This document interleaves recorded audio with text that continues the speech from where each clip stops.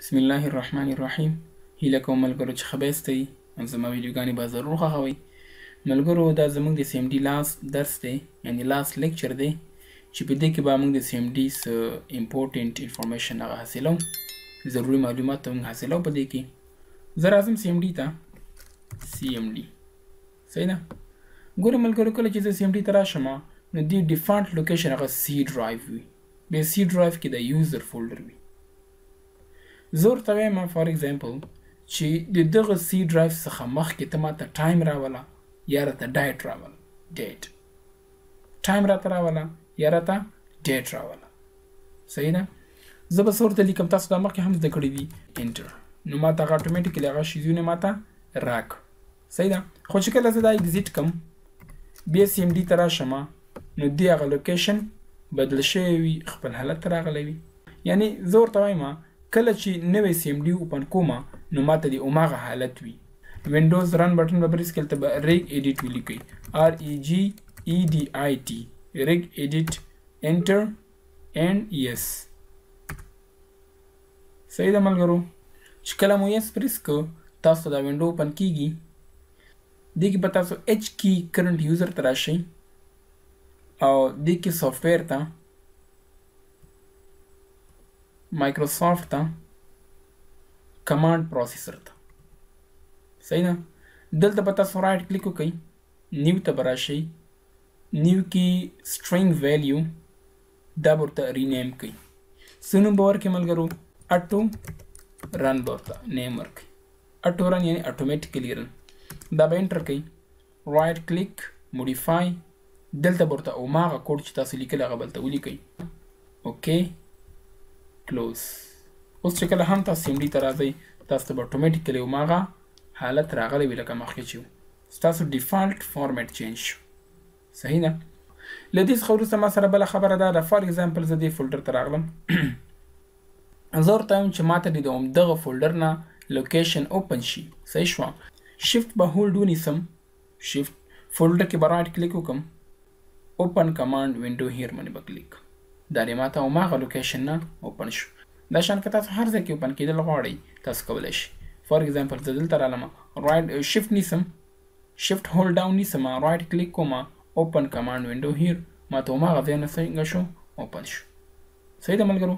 له دې نه وروسته ما سره بل دا دی چې فار ایگزامپل څنګه کولی شم چې دغه ټایټل ورته چینج کړم. صحیح شوه. تاسو به ټایټل ولیکئ، TITLE ټایټل. فار ایگزامپل ما دا ورته ورک. صحیح ده. انټر. ماته اټومیټیکلی ټایټل څنګه شو چینج. ښه بله خبره ما سره چې ده، زه رایټ کلیک کوم په ټایټل بار باندې، پراپرټیز ته راځم. دې کې ما سره بلا خبرې دي ملګرو. ګورې کلر دی، لیاوټ دی، فنټ دی، آپشنز دي. آپشن کې ګوره کرسر سایز دی. دغه دې آپشن دی مطلب دا دی چې دې کې تاسو تغییرات کولی شئ. میډیم مې که فار ایگزامپل لارج مې که لارج کې مې کلیک کړ تاسو به دا کرسر لارج شي. لکه دا بعضې ټایم داسې شوی وي. صحیح نه. تاسو ورته وایئ چې نه داسې راته مه کوه، رایټ کلیک ورباندې وکړئ، پراپرټیز راشي دا راته سمال کړه.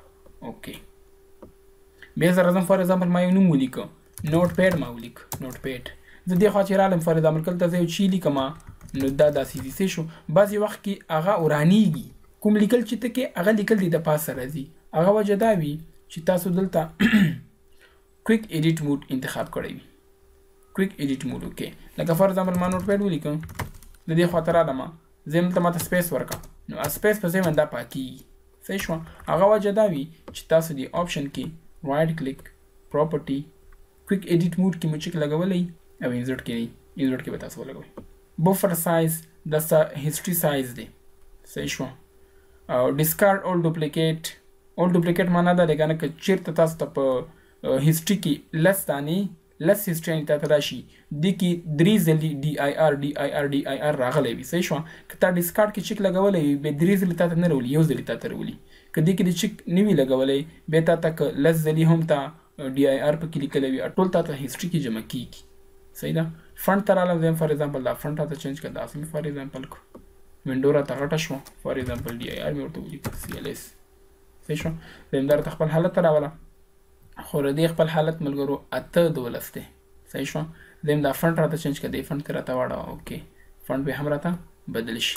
یا زه نه داسې نو فار ایگزامپل داسې راته کړه، بولډ راته پکې که صحیح شو اوکې دې حالت ته بیا راته راولي زه هم خپل حالت ته راته را خپل حالت دا دی او دې کې 8 دی اوکې خپل حالت ته راغی صحیح شو یا زه ورته یم فار ایگزامپل همدې حالت کې دې وي یعنې لیکل دې همدې حالت کې وي خو دې سایز دې راته چینج شي تاسو به ورته موډ ولیکئ موډ 200 فار ایگزامپل ګورئ ملګرو تاسو ته فول سکرین ونیو صحیح شو ډي آی آر دا ورته فار ایگزامپل لیکي سی ایل ایس صحیح ده بیا موډ ته فار ایگزامپل لیکم 100 دومره شو موډ ته فار ایگزامپل لیکم 50 صحیح ده که نه داسې هم تاسو کولی شئ یا زه ورته وایم چې نه خپل حالت یې راته راوله لیاوټ ته به راشو دا به ورته 100 کړو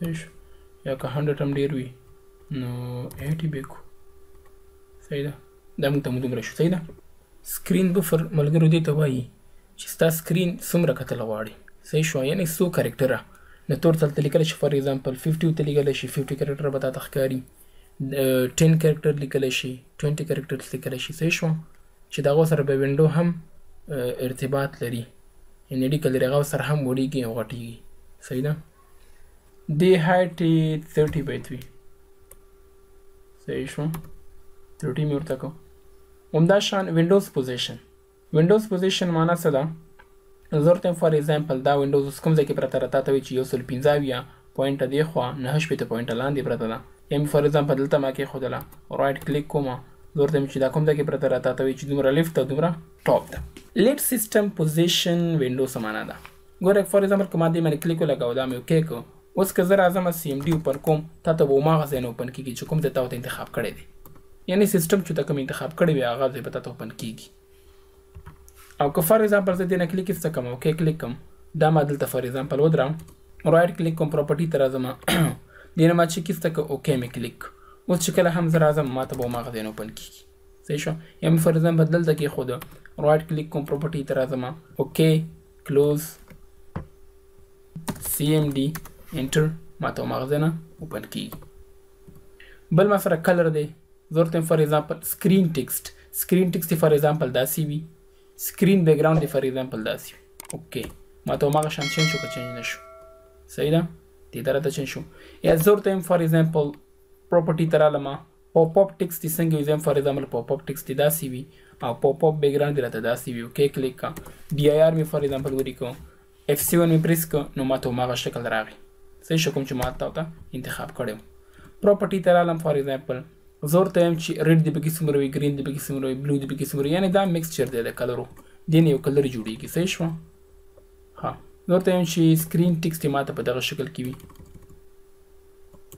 صحیح شو اوکې هماغه شکل ته راته واوښت زه ورته یم دغه رنګونه ما ته د کوډ په ترو باندې چینج کړه کلر ورته ولیکئ فار ایگزامپل اے بی دواړه چینج شو کلر اے سی کلر اے ډي صحیح شو فرست بیکګراوند وي دویم ټیکسټ وي لکه فار ایگزامپل کلر مې ولیکه A1 دې ته چینجېږي که کلر باره کې هیلپ غواړئ کلر ولیکه /question mark انټر تا ته څه لیکي 1 نه واله 9 پورې لیکلی شي او A نه واله F پورې لیکلی شي زه م خپل حالت ته راته راوله سمپل کلر ورته ولیکه انټر تاسو ته به هر څه خپل حالت ته راشي رایټ کلیک کوم فار ایگزامپل پراپرټیز ته رالمه دې کې ما سره همدا خبرې وي چې موږ اوس فلحال ویلې که زه ډیسکټاپ باندې رایټ کلیک وکړم د بیکګراوند منځ کې مارک کولی شي انتخاب یې کړه فار ایگزامپل بیا رایټ کلیک کوم فار ایگزامپل کاپي پیسټ سلیکټ آل سکرول فایند چې د نه ورک دغه ورته پیدا کړه یا زه ورته فار ایگزامپل ما نه دا ورک دی صحیح شو فایند تا ته وایي چې دا دی یا زه ورته ما نه سی فار ایگزامپل ورک دی تا ته وایي چې سی دا دی ډاون راځه بس یو سی پکې دی صحیح شو که میچ کیس کې د چیک لګاو یعنې تا ته به وړوکی سی پیدا کړي غټ سی به تا ته نه پیدا کړي صحیح شوه ښه له دې څخه وروسته ما سره څه شی دی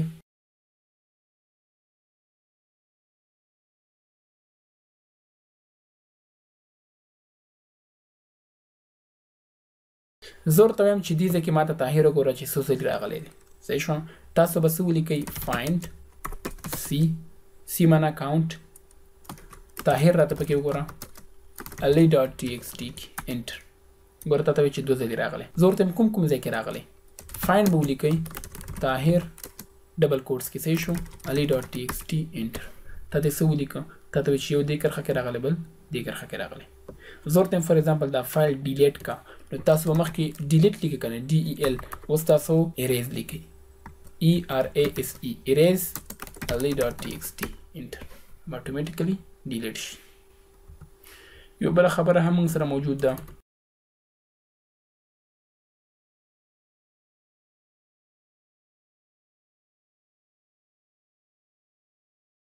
یعنی زه غواړم چې دې کې لیکل وګورم صحیح شو چې صحیح پکې لیکلي دي تاسو به ټایپ ولیکئ.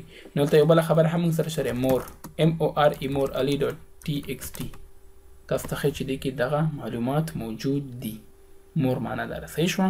دې کې تاسو یو سپیس هم درکړه هغه کې سپیس هم ورسره نه زه غواړم چې تاسو دلته یو بل ټریک هم وښیم. هیلپ مې ولیکه دا ما سره کیورډز دي دا ډسکرپشنز دي. زه غواړم دا خپل یو فایل ته راولم صحیح ده مخکې مې هم ویلي دي خو اوس بیا تاسو ته هم ریپیټ کوم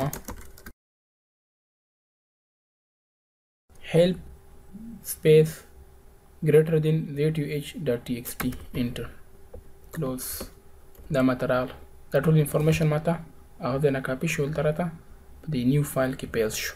اوس که تاسو یې زده کوئ نو دې څخه یې زده کولی شئ.